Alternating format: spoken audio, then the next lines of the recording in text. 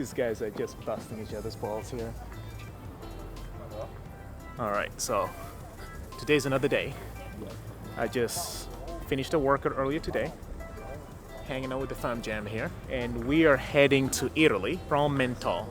And this is more of a, it was just a quick stop, that's what it was. But I think we should have I would have loved to spend more time here, to be honest. Definitely slower than Nice. Nice seems to be more of a party place-ish.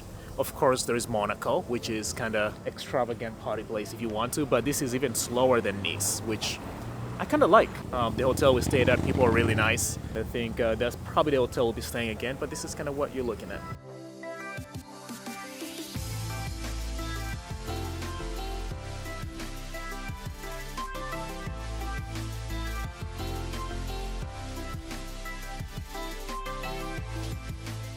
All right, so we got a little bit of a history lesson from our one and only here, Misa, because she's the only one who likes to read things.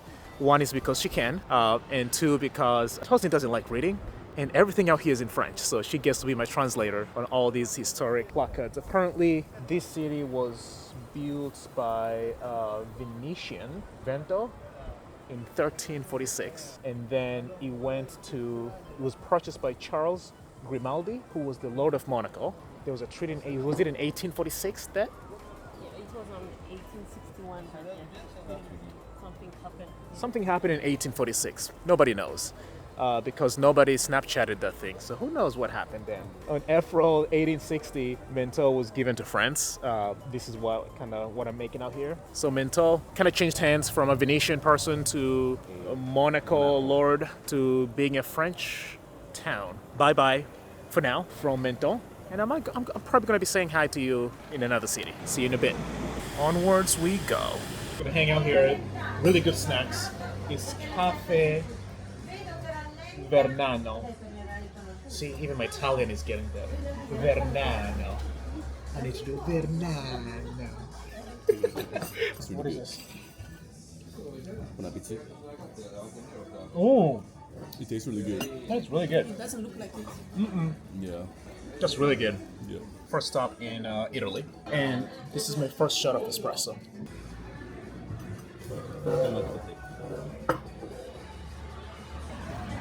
We got these guys who cannot handle coffee. All right, so we're doing this. First espresso in Italy. It's definitely dark roast. If I was to rate this, I would give it a 7.5 out of 10. Quick stop, get her energized before we head out. All right, I'll see you guys on the other side. Bella ciao, bella ciao, bella ciao, ciao, ciao.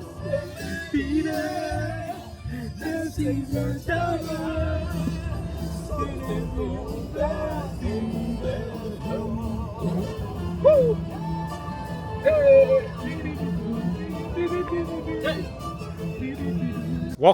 Welcome back. So we're in Cinque Terre right now. We stayed in La Spezia last night. We came here in the evening, we had dinner here, but there was nothing to see. So we decided to come back today and do all the 5 villages in one day. So the way we kind of have it planned, or at least the way I think we're going to do it, who knows, plans change. We are going to start with Riomagiorre, which is where we are.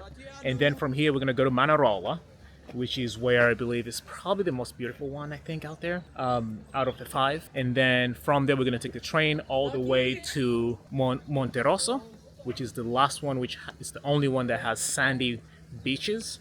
And then after that, we're going to take a hike to Vernazza and then take a train to Cornelia, where I don't know, maybe end the night there and then take the train all the way back to La Spezia. If you're planning to make this trip and maybe see all these places and you're not staying in just Cinque Terre, so you're in the town of La Spezia, I would say definitely don't bring a car here. It's just harder to get from one village to another. It takes an hour to do that versus it taking about 15 minutes maximum to just hop on a train from one place to another. Plus parking, hassles, and all that. So train is the way to go if you're trying to see all these 5 villages in Cinque Terre. I'm going to do something fun. I'm going to fly a drone out to see the view. I've only flown this drone 5 times, so I'm a little bit scared. But I think we can do it. I think I'm not going to crash, even though I had nightmares last night of me crashing this drone in the water. All right, Tozin is going to retrieve the drone if it falls. He's just kind of hanging out right there. You can barely see him because of the silhouette. I'm getting myself ready. I don't think he is.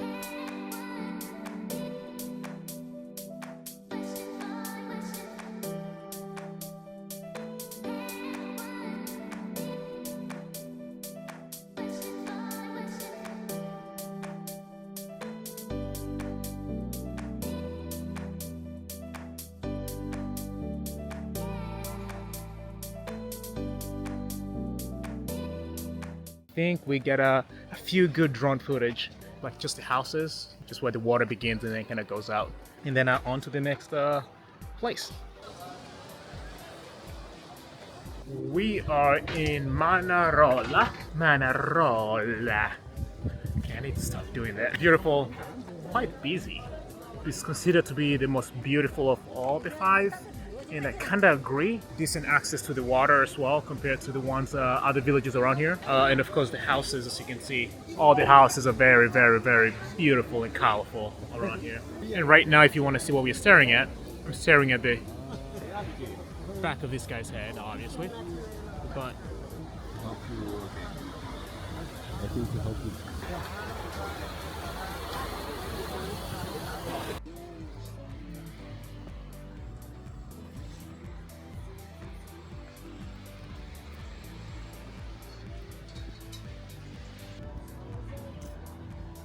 trying to get a nice viewpoint so that we can maybe get the drone out again. It's not as hot right now, which is good. I like this. I'm a little bit not as optimistic that I'll find a good drone flying spot here, so we'll try this. Around the corner is normally where the best view is, as you can probably see.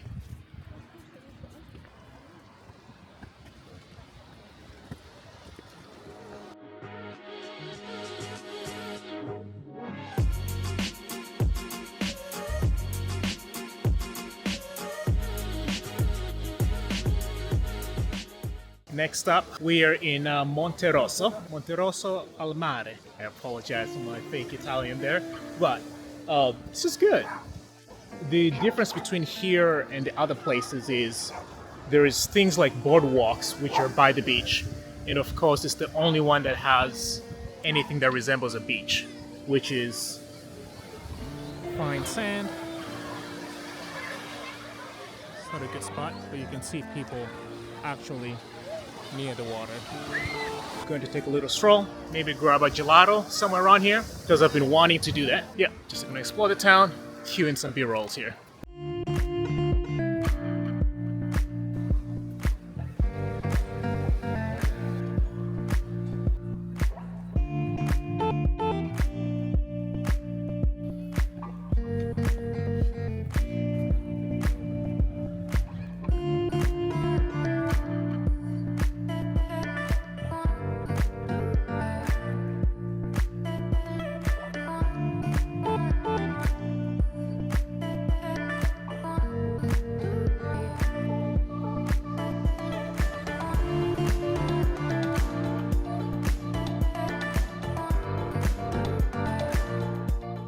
Quick update, we just finished with Monteresso al Mare, and we are heading to Vernazza right now, and then after Vernazza we might grab something to eat there. We might not, we'll see. Oh my gosh, I just gotta look. I just gotta look. I just gotta look from Misa when I said, oh, we might not. She was like, what are you talking about? We definitely are. That's what the look told me. She didn't have to say a word. But yeah. Oh, we might grab something small from there, and then we go grab something else from Cornelia. And then Cornelia here has this really good gelato place, so I'm gonna give it a shot there. I recall liking Vernazza last time very, very much. I never made it to Cornelia, so on to the next village. How's that forehead doing? He's tired. Look at this guy. I'm exhausted. Yeah. Yeah. You just have to deal with that forehead, man. Because I have to do the same. It runs in the family.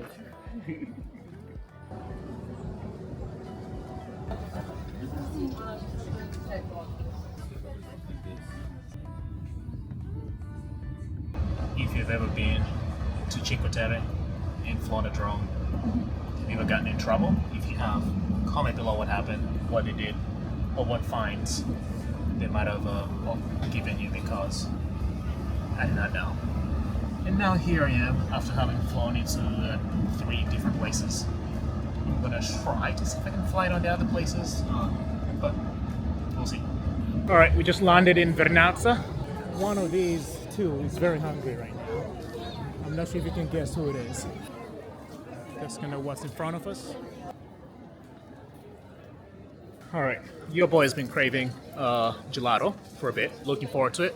Let's see what we can find on a hunt for gelato.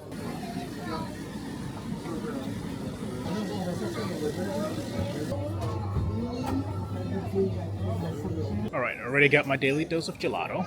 I'm a happy man now, so let's see. Where are you guys running? You guys are running away from me. All right, so they left me with this. I'm not complaining. Oh my gosh. The texture. Oh, it's very creamy. The hazelnut is really good too. I was for sure going for the coconut one, but the hazelnut was more of that, hey, you get a hurry kind of choice, and it turned out to be really, really, really good. Watching the sunset over Vernazza, it's something. I had a gelato, probably one of the best gelatos I've had in a while. The texture was really nice, the creaminess. I happen to be lactose intolerant, but hey, when in Italy, do your thing. But it hasn't also been that big of a problem, to be honest with you. I've had 2 or 3 gelatos so far, and it's not a big deal. So I think I still have 1 more in me before I head back to Portland. But this is nice and calm. I tried to launch the drone a little bit earlier, but there was too many people, so I think I'm going to retire it for the evening. I also had a little scare with the drone where I launched it with very little battery in it. 2 minutes into the flight, it was like going back to base. And it could just be me. I was being nervous, but it seemed like it was going very close to the water than I would have liked it to. So I did manage to manually bring it back, and that was it. But this is what I'm looking at right now.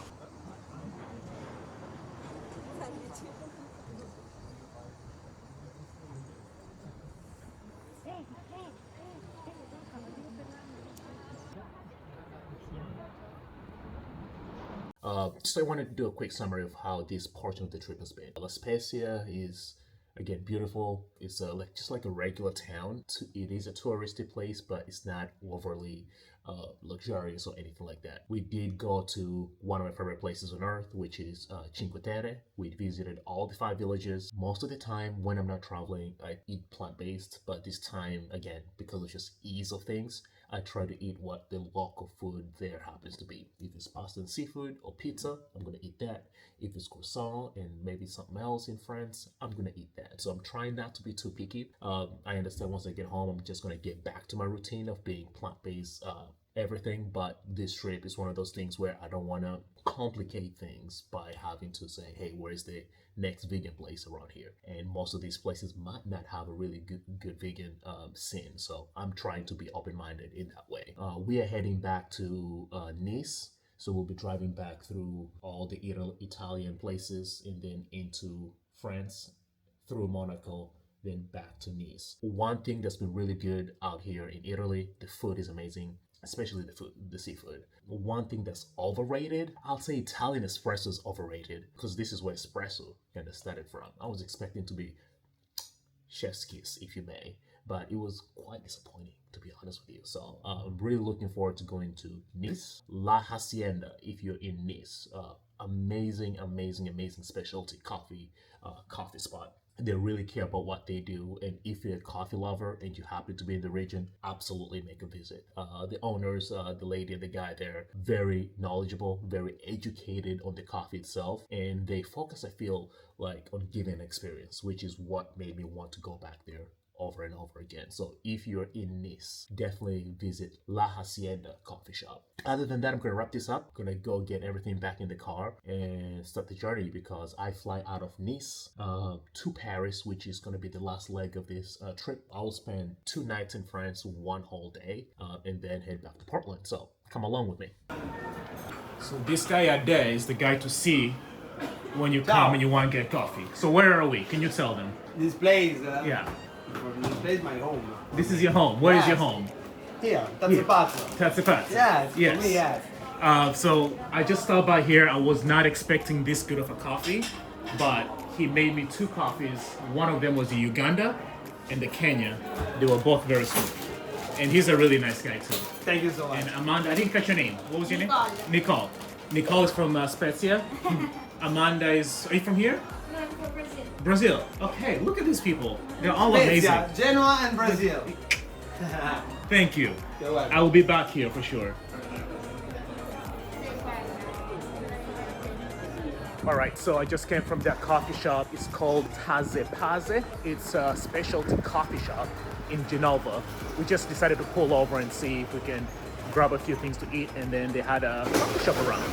It's not a traditional Italian coffee, because apparently from what I'm finding out is traditional Italian coffee shops actually mix their coffee beans, Robusta and Arabica, which is maybe why I didn't find it as tasty. But this one here, specialty coffee shop, they really know what they're doing. Guy there, Ade, I think Nicole, and Amanda, they were really good too. So if you're ever in the area and you want some good coffee, they are one of those 5 out of 5. Absolutely, stop by. I would recommend. All right, so let's get moving.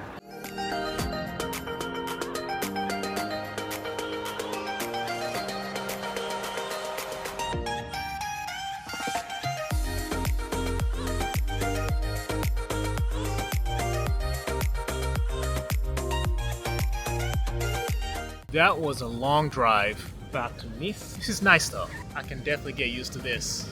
I'm just chilling by the sea walk, if that's what they call it here. Enjoying the sunset before I go aboard the plane and head to kind of the last leg of this trip, going back to Paris for 2 nights and 1 whole day. Kind of looking forward to normalcy. If I had a gym here, if I was eating my kind of food on a regular basis, I'd probably be happy staying here a little bit longer, but hasn't been the case. But this is beautiful here. As you can see, palm trees everywhere, and the sun is just gorgeous, just beaming right now as it's going down the horizon. That's the update, and I will catch you guys possibly in France, possibly in Paris, that's what I meant to say, and see if there's anything interesting happening around there. If not, I could end it here, but if yes, then we'll talk again in Paris. I'm here in my hotel room.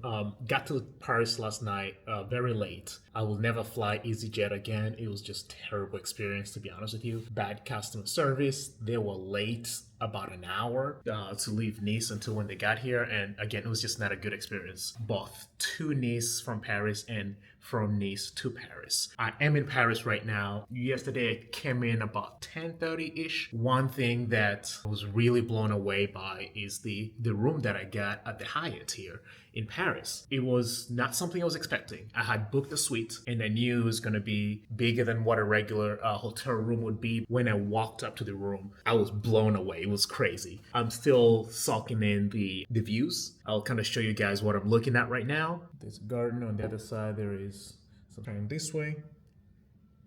What you see right in front of you, that's the Eiffel Tower right there. It's a little bit foggy this morning, but last night it was lighting up beautifully. This is my first time staying at Hyatt. I used points for this stay, so I haven't really spent any money on it, but it was an experience that I wanted to give myself. It's the first time ever staying in this level of luxury, to be honest with you. So this is a whole suite. I'm going to give you guys a quick walk here. So this is my room. As you can see, part of the city is on that side. This is going to be, I get it now when people spend a good amount of money. They have a decent sized gym. In here, that's the bathroom. And of course, and then if you come all the way this way, in here, if you turn that, that's another bathroom. So I think this other bathroom is for, let's say if you're hosting people, you're having people over, you don't have to let them go and use the main bedroom bathroom. The rest of the suite here. In here, you have your coat hanger. Your closet, which has a few coat hangers. Just put my things there. If you come this way, this is the living space. Very spacious L sectional right there. Beautiful marble table, as you can see. Here, again, the dining room area. Very nice and beautiful. Classy. They did leave me a present when I walked in with a letter saying, "Dear Mr. Sabi, welcome to Hyatt Regency Paris Hotel. I hope you have a great stay and enjoy your time in the City of Lights. If there's anything we can do to make your stay more comfortable, please do not hesitate to contact us. With warmest regards." This was Lisa, Milana, Eve. I truly do appreciate these little gestures where people just leave you somewhat personalized notes. Of course, it was typed, it was not written, but it goes a little bit extra. You get a little kitchen right here with just a mini coffee bar. Probably won't use this. I'm a little bit particular about my coffees, but it's nice to have it. Couple glasses of wine. Nice TV. I ended up hanging out here for probably about 30 minutes yesterday watching YouTube. It was nice. I'm going to go to the gym, get a little bit of a sweat session in before I go explore the city. I only realized that I have to be flying out tomorrow at 10:20 a.m. So, which means I wouldn't get a whole day like I wanted to explore the city. I'm really happy. This is my experience in Paris, and then the next section will probably be in the city. Kind of feels a little bit selfish spending time in here by myself. I would love to have the wife over and kind of have a companion for these kind of experiences. So that's what I'm going to try to do moving forward. This is a good example of you get what you pay for. The quality of the service is top notch. The people make you feel really welcomed. And of course, again, for the price that you pay, I wouldn't expect anything less.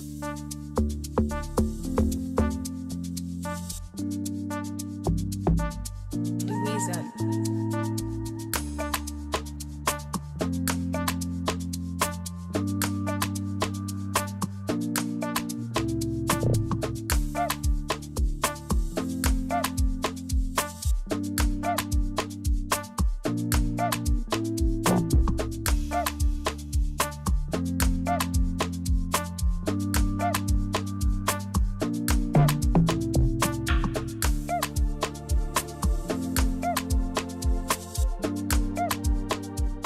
When I go to a new city, I'm one of those people who tends to say, hey, let's figure it out. I'm sure something's gonna work out. I'll get to explore everything that I need to. But today it's gonna be a little bit different. I ended up doing the most touristy thing that you can do in a new place, which is purchase a ticket to a hop-on, hop-off bus so that I can get to visit all the places. If I hang in the bus throughout the entire tour, it's gonna be about 2 hours and 15 minutes, but I will stop in different places. Definitely the Eiffel Tower, even though I keep hearing that it's a little bit sketchy there. It's not the safest place and everybody's trying to sell you something. I guess I'll find out. The next place that I'm really excited to see is going to be Notre Dame. Stop by there, get inside, and get to explore the chapel, the cathedral if you call it. It's been a long time since I've been to a church, so I have no idea what that official title happens to be. Right now I'm walking to the Arch of Champions, I believe that's what they call it. I'll kind of put a B-roll here so that you can see what I'm talking about. And then after that, we will be going to the Louvre. Now, unfortunately, I won't be able to go inside because normally the ticket is about 26, 27 euros, but I will be skipping that one. And when I get back here with the wife next time, that's when we'll be doing the whole artsy museum thing because she's an artist and I am not. Instead of me having to spend 80 something euros to get a private tour, I think I'll rather just put that off for next time so that I can go ahead and explore other places. That's kind of the itinerary. We'll be stopping at about probably 7-8 stops on this hop-on, hop-off bus. First time doing it. It's gonna be fun.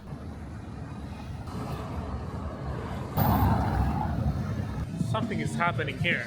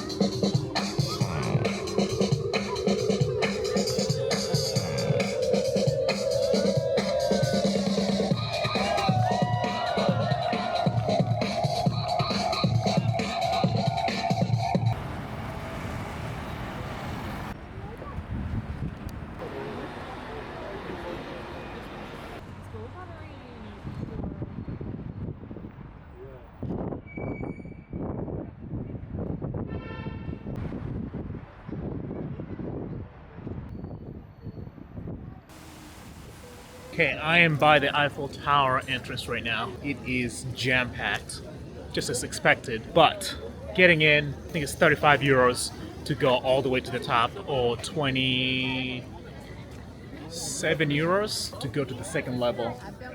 It would be nice to. The only thing is having to deal with all this crowd right now. I'm not sure if I'm down for that, but they do say there is a free access to the garden, which I might take them up on that.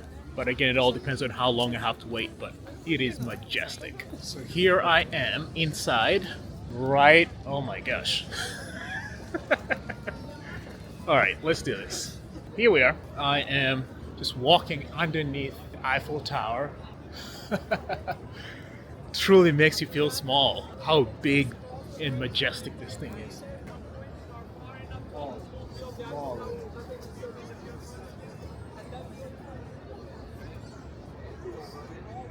Wow. There's a lot of people here. It's a little bit chilly today.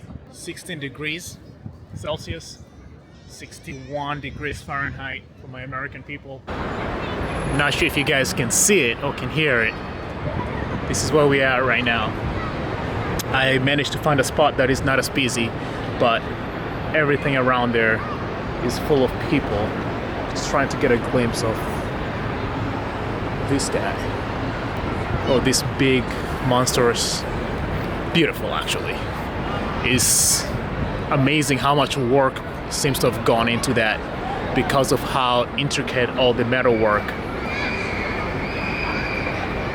seems to be.